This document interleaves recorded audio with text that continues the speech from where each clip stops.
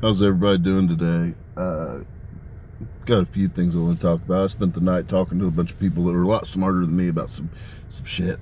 Now, I know a little bit about a lot, and so I'm able to hang with the conversation. Uh,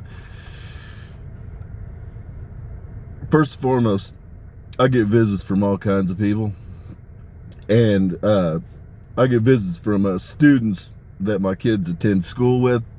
And so I want to shout out the kids at Marion University. It's a Catholic university in Indianapolis, Indiana. And I want to, my son's John Cole.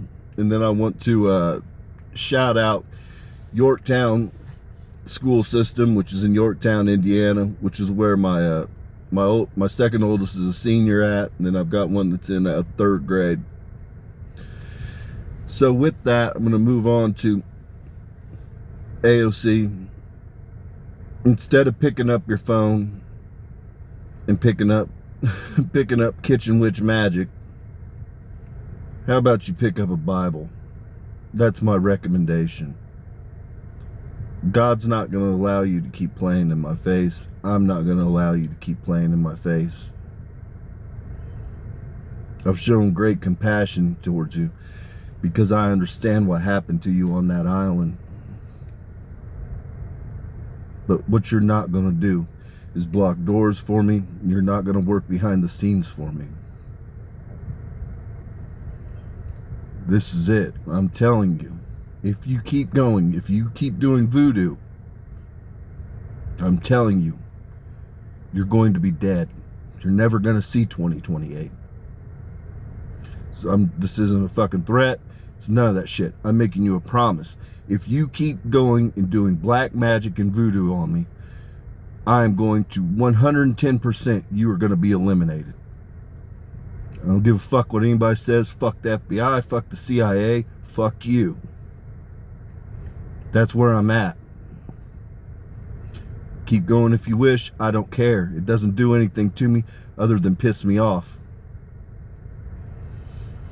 So with that, I'm going to move on to shit that actually fucking matters.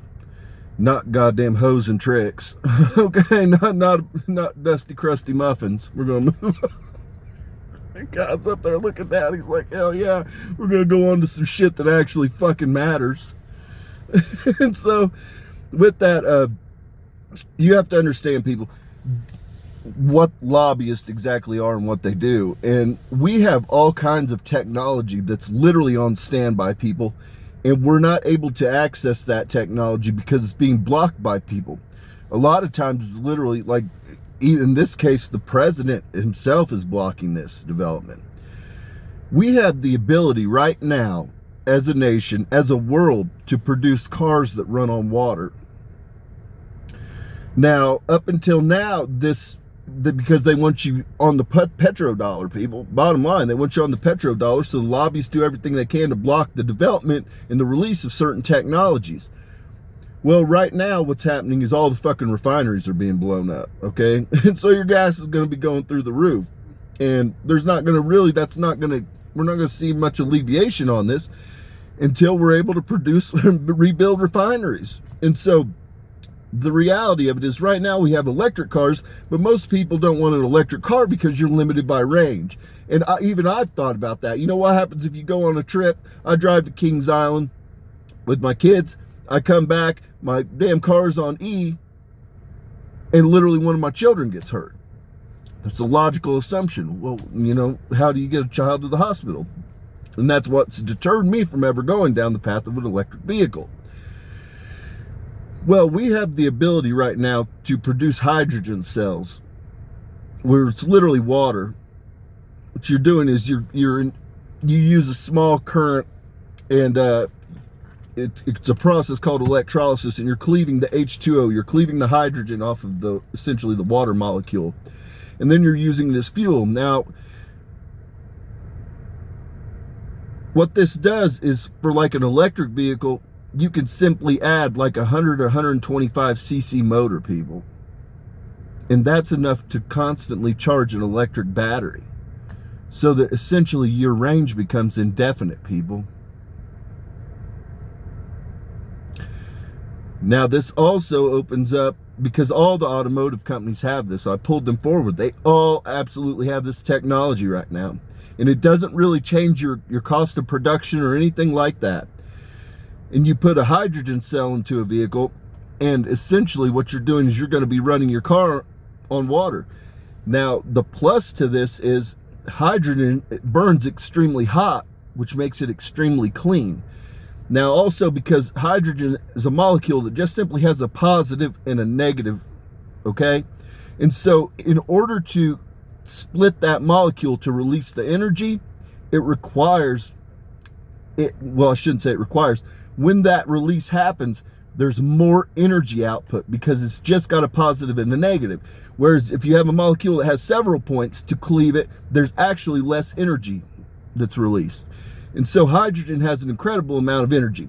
So if we convert and we go ahead and start producing hydrogen powered vehicles, you're still going to have a combustion motor, people, but your vehicle's simply going to run on H2O. Well, it's going to run on hydrogen, but you'll have a water cell, people. And what this does is hydrogen, because it produces more power and it's also a cleaner fuel. Like when you can use hydrogen technically to clean a motor. Like when you open up a motor, you've got all kinds of varnish and nasty stuff on it. If you run hydrogen through that, hydrogen burns so hot that it will literally burn the varnish off inside of a motor, people. And so it's a much cleaner fuel. And of course, it's green as can be, people. You're literally operating your vehicle on water. And so that technology is already out there. It's being blocked by the White House. And of course, that involves, it's not really Donald Trump's fault. You know, this started long before Donald Trump. He's just the one in position now.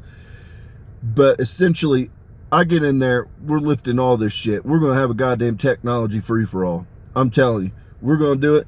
And the reality is, we're still going to need the refineries. It's going to take a quarter of a century to get everything done. And there's still going to be people that have vehicles, that collect vehicles and things like that, that are going to require regular gasoline and petroleum and diesel.